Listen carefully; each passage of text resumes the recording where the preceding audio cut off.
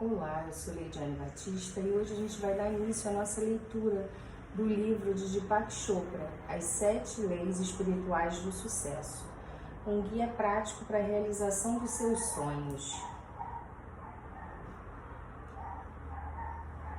O que for a profundeza do teu ser, assim será o teu desejo. O que for o teu desejo, assim será a tua vontade. O que for a tua vontade, assim serão teus atos. O que forem teus atos, assim será o teu destino. Essa é a primeira página do livro de Deepak Chopra. Introdução. Embora este livro tenha como título As 7 Leis Espirituais do Sucesso, ele também poderia chamar-se As 7 Leis Espirituais da Vida, porque são estes os princípios seguidos pela natureza para criar tudo o que existe na Terra, tudo o que podemos ver, ouvir, cheirar, provar, tocar. Em meu livro, Criando Prosperidade, esbocei os passos da riqueza consciente, baseada na real compreensão da natureza. As 7 leis espirituais do sucesso constituem a essência desses ensinamentos, que, uma vez incorporado à consciência, pode fazer você criar riquezas ilimitadas, sem nenhum esforço, e experimentar o sucesso em todas as suas realizações. O sucesso na vida poderia ser definido como a expansão contínua da felicidade e a realização progressiva de objetivos compensadores. Por outro lado, o sucesso, que inclui a geração de riquezas, só é considerado possível com a participação de outras pessoas. É preciso que se abordem o sucesso e a abundância espiritualmente, como o constante fluxo de todas as coisas boas em sua direção. Com o conhecimento e a prática da lei espiritual, colocamos-nos em harmonia com a natureza e criamos sem ansiedade, com alegria e amor. São muitos os aspectos do sucesso. Os bens materiais são apenas um de seus componentes. Além disso, o sucesso é a jornada, não o destino. A abundância material, em todas as suas expressões, é um dos fatores que tornam a jornada mais prazerosa. Mas o sucesso inclui saúde, energia, entusiasmo pela vida, relacionamentos compensadores, liberdade criativa, estabilidade física, emocional, bem-estar e paz de espírito. Mesmo que tenhamos a experiência de tudo isso, permaneceremos insatisfeitos se não cultivarmos as sementes da divindade em nosso interior. Na realidade, somos uma divindade disfarçada.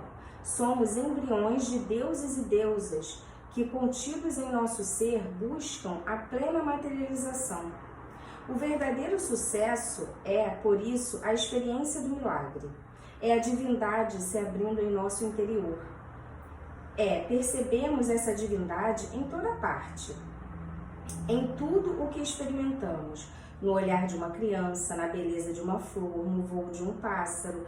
Quando passarmos a experimentar a vida como a expressão milagrosa da divindade, não de vez em quando, mas o tempo todo, saberemos o que significa verdadeiramente o sucesso.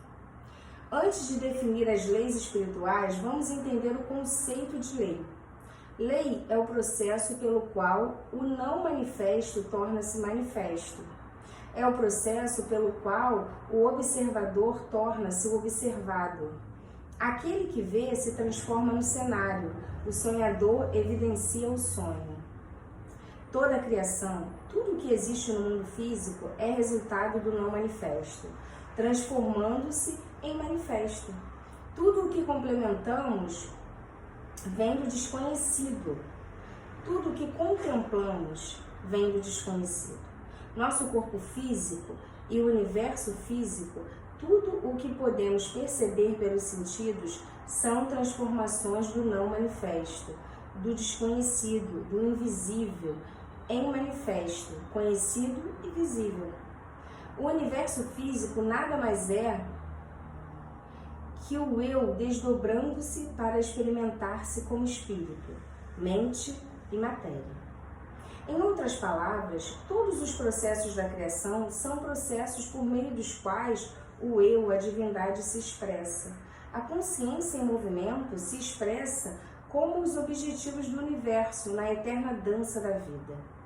A fonte de toda a criação é a divindade, entre parênteses, o espírito. O processo da criação é a divindade, em movimento, entre parênteses, a mente. O objeto da criação é o universo físico, entre parênteses, inclusive o corpo.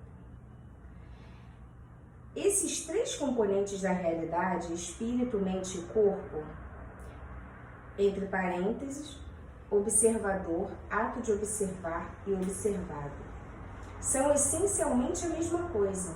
Todos eles vêm do mesmo lugar, o reino da potencialidade pura, que é basicamente não manifesto. As leis físicas do universo, na verdade, representam esse processo da divindade em movimento, ou a consciência em movimento. Quando compreendemos essas leis e as aplicamos em nossas vidas, qualquer coisa que desejamos pode ser criada, porque as mesmas leis que a natureza utiliza para criar uma floresta, uma galáxia, uma estrela, um corpo humano, pode realizar nossos desejos mais profundos. Agora, passemos às 7 leis espirituais do sucesso para aprender como aplicá-las em nossas vidas. E vamos para a primeira lei, a lei da potencialidade. A lei da potencialidade pura. A fonte de toda a criação é a conscientização pura, a potencialidade pura que busca expressar-se do não manifesto ao manifesto. E quando descobrimos que o nosso verdadeiro eu é potencialidade pura, alinhamos-nos à força que coordena tudo no universo. No princípio não havia existência ou inexistência. O mundo era energia não revelada. Ele vivia sem viver, por seu próprio poder, e nada mais havia. Esse é o hino da criação, de Rig Veda. A primeira lei espiritual do sucesso é a lei da potencialidade pura. Essa lei se apoia no fato de que somos essencialmente consciência pura. Consciência pura significa potencialidade pura. Trata-se de nossa essência espiritual. É o campo de todas as potencialidades e da criatividade infinita. Ser infinito e ilimitado é pura satisfação. Outros atributos da conscientização são o conhecimento puro, o silêncio infinito, o equilíbrio perfeito, a invencibilidade, a simplicidade, a felicidade. Essa é a nossa natureza essencial, que é a potencialidade pura quando você a descobre. Quando você sabe quem realmente é, encontra toda a sua potencialidade. E no conhecer-se, é no conhecer-se que reside a capacidade de realização de todos os sonhos, porque você mesmo representa a possibilidade eterna, a imensurável potencialidade de tudo o que foi e poderá vir a ser. A lei da potencialidade pura também poderia ser chamada de lei da unidade, pois sob a diversidade infinita da vida encontra-se a unidade do espírito da pessoa. Não existe separação entre você e esse campo de energia. O campo da potencialidade pura é o próprio eu. E quanto mais você busca a sua verdadeira natureza, o próprio eu, mais se aproxima do campo da potencialidade pura. Na experiência do eu, chamada de autorreferência, nosso ponto de referência interior é o espírito, e não aquilo que nos rodeia. Seu oposto é o objeto referência, cujo ponto de referência interior é o ego. Na experiência do objeto referência, deixamos-nos influenciar pelo que acontece fora de nossa natureza interior, por situações, circunstâncias, pessoas, coisas. Nesse estado, buscamos incessantemente a aprovação dos outros. Nossos pensamentos e comportamentos antecipam-se a toda resposta, porque fundamentam-se no medo. No objeto referência, nossa tendência é querer controlar as coisas, ter necessidade do poder externo. Toda essa situação necessidade de aprovação, de poder externo, de controle das coisas, estão baseadas no medo. Esse tipo de força não é da potencialidade pura. O poder do eu, o poder real, se experimentamos o poder do eu, não há medo. Não há compulsão para o controle, não há esforço para obter aprovação ou para conseguir o poder externo. No estado do objeto referência, o ego está em primeiro lugar, mas ele não expressa o que você realmente é. O ego reflete apenas sua autoimagem, sua máscara social, o papel que você representa. E sua máscara social necessita de aprovação, de controle, de apoio no poder, porque vive com medo. O verdadeiro eu, que é seu espírito, sua alma, está livre dessa necessidade. É imune a críticas, não teme desafios, não se sente inferior a ninguém, mas também é humilde.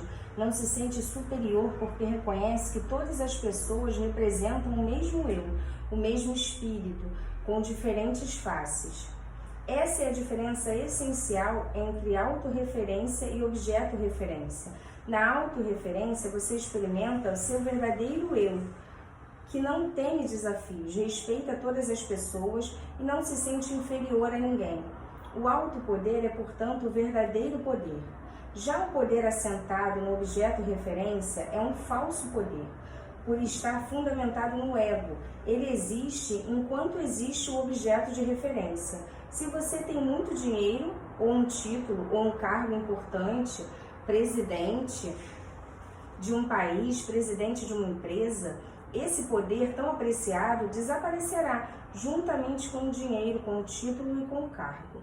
O poder baseado no ego, portanto, deixa de existir quando terminam as situações, assim que desaparecem. Seja o título, o cargo, o dinheiro ou o poder, também se esvai. O autopoder, no entanto, é permanente, porque está fundamentado no conhecimento do eu. Ele tem características próprias e atrai não só as coisas que você deseja, como as pessoas que possam lhe interessar. Magnetiza as pessoas, as situações e as circunstâncias que alimentam seus sonhos, apoiando-se nas leis naturais. É também o suporte da divindade, que se encontra num ser em estado de graça. Esse poder é tão intenso que você encontra prazer em se ligar a pessoas e a elas a você. É o poder do vínculo originado do amor verdadeiro. Como é possível aplicar a lei da potencialidade pura, o campo de todas as possibilidades em nossa vida rotineira? Se você deseja desfrutar os benefícios do campo da potencialidade pura, se quer fazer pleno uso da criatividade que é inerente à consciência pura, precisará ter acesso a ela. Uma forma de conseguir isso é se entregar diariamente a momentos de silêncio, praticar a meditação, evitar julgamentos, viver em contato com a natureza é outra maneira de ter acesso às qualidades inerentes a esse campo, a infinita criatividade, a liberdade, a felicidade. Praticar o silêncio significa assumir o compromisso de reservar uma certa quantidade de tempo para simplesmente ser. Experimentar o silêncio representa afastar-se periodicamente da atividade da fala e também de atividades como assistir TV, ouvir rádio, ler um livro. Se você nunca se entrega à experiência do silêncio, estará provocando turbulência em seu diálogo interior. Sempre que possível, reserve algum tempo para experimentar o silêncio, ou assuma o compromisso de manter o silêncio durante um certo período, diariamente. Poderia fazê-lo por 2 horas, por exemplo. Se isso lhe parecer muito, faça por 1 hora apenas, mas tente sempre aumentar este tempo. Experimentar o silêncio por um tempo cada vez maior, um dia inteiro, 2 dias, 1 semana. O que acontece quando você entra na experiência do silêncio? No início, seu diálogo interior fica mais turbulento. Você sente uma necessidade intensa de dizer coisas. Conheci pessoas que ficavam completamente loucas nos primeiros dias em que se comprometiam a estender o período de silêncio. Eram tomadas por uma sensação de urgência e ansiedade. Mas quando persistiam na experiência, seu diálogo interior começava a se aquietar e o silêncio logo se tornava profundo. Isso acontece porque depois de um tempo a mente desiste. Ela se dá conta de que não adianta ficar dando voltas e voltas se você, o eu, o espírito, não vai falar e ponto final. Então, quando o diálogo interior silenciar, você começa a experimentar a quietude do campo da potencialidade pura. Praticar periodicamente o silêncio, da forma que lhe for conveniente, é uma maneira de experimentar a lei da potencialidade pura. A meditação é outra. O ideal seria que você meditasse pelo menos 30 minutos pela manhã e 30 minutos à noite. Pela meditação, você aprende a experimentar o campo do silêncio puro e da percepção pura. Nesse campo do silêncio puro está o campo da correlação infinita. O campo do infinito poder de organização. O supremo terreno de criação, onde todas as coisas estão inseparavelmente conectadas a tudo que existe. Na quinta lei espiritual, a lei da intenção e do desejo, você verá como é possível inserir um leve impulso de intenção neste campo, para que seus desejos surjam espontaneamente. Mas antes você precisa experimentar a quietude, que é o primeiro requisito para que seus desejos se manifestem.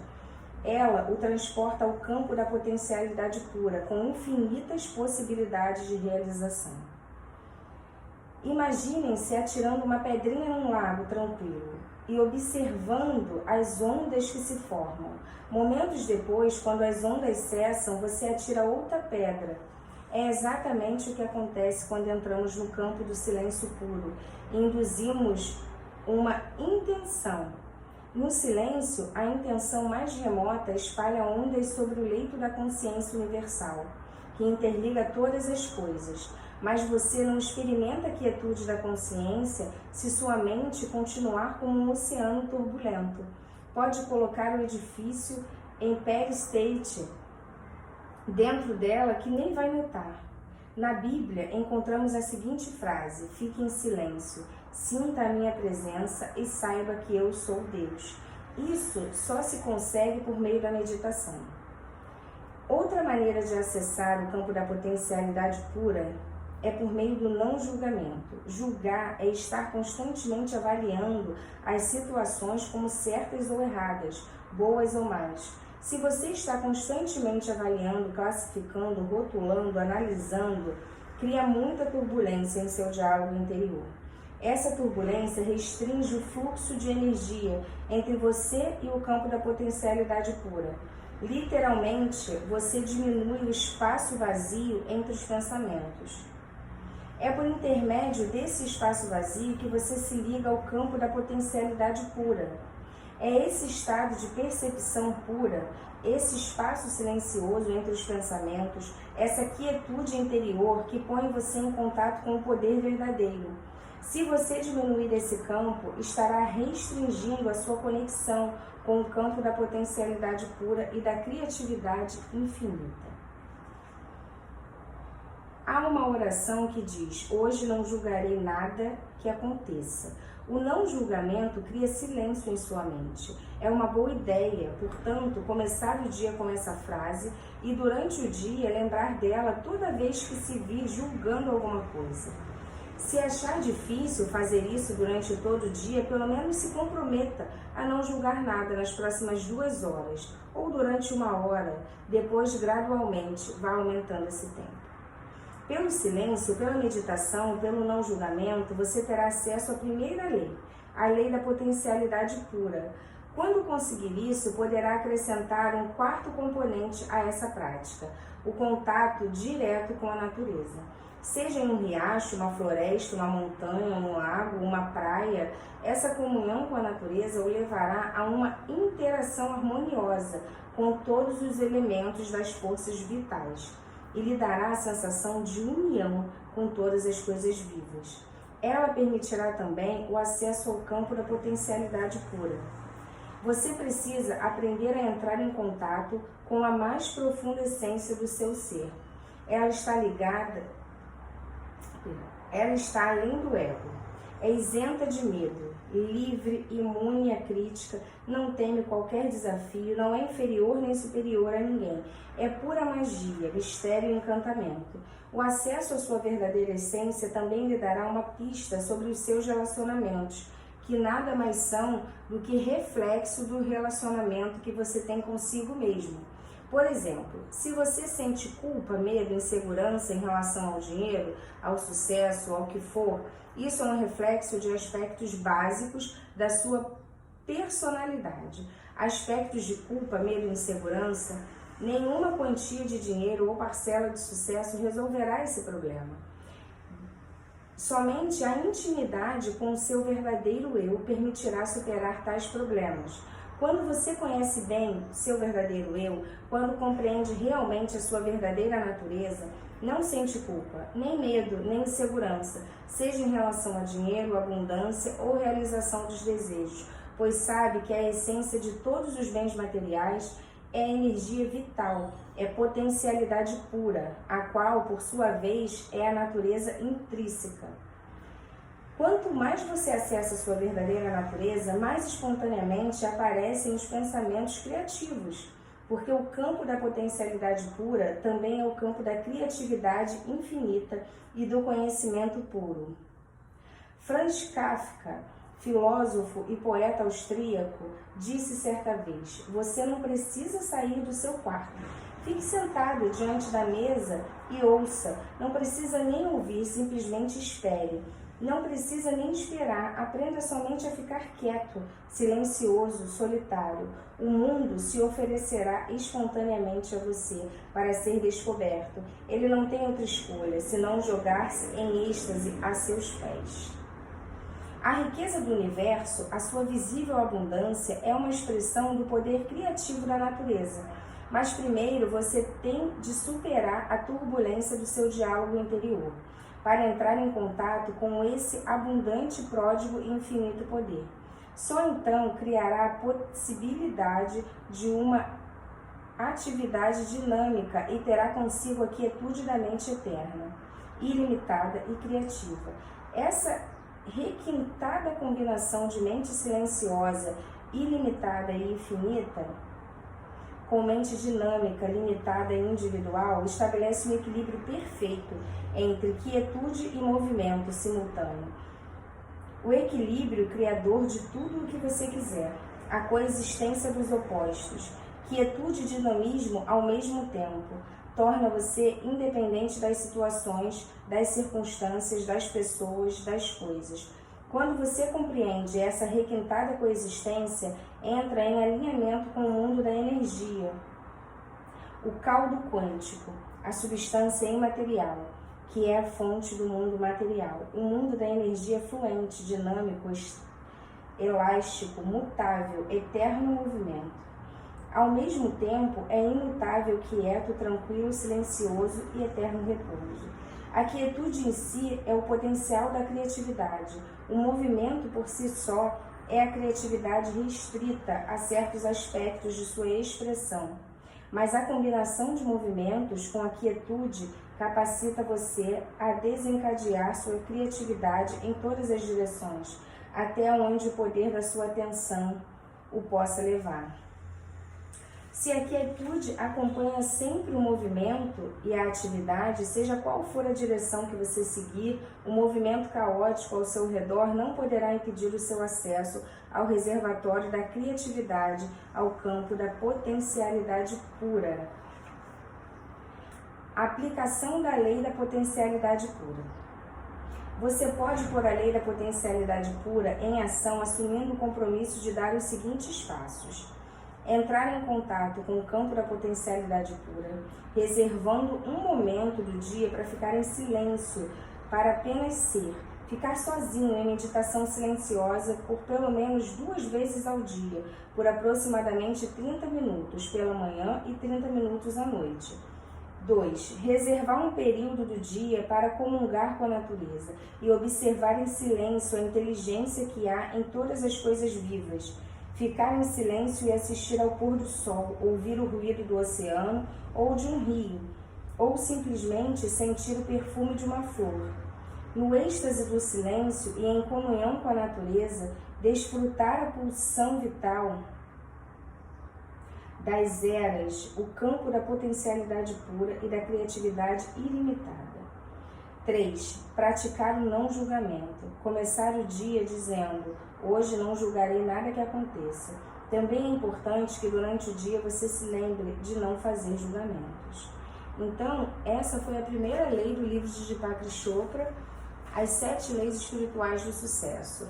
Depois eu trago um novo vídeo narrando a segunda lei, que é a lei da doação. Um beijo, meus queridos, e fiquem com Deus.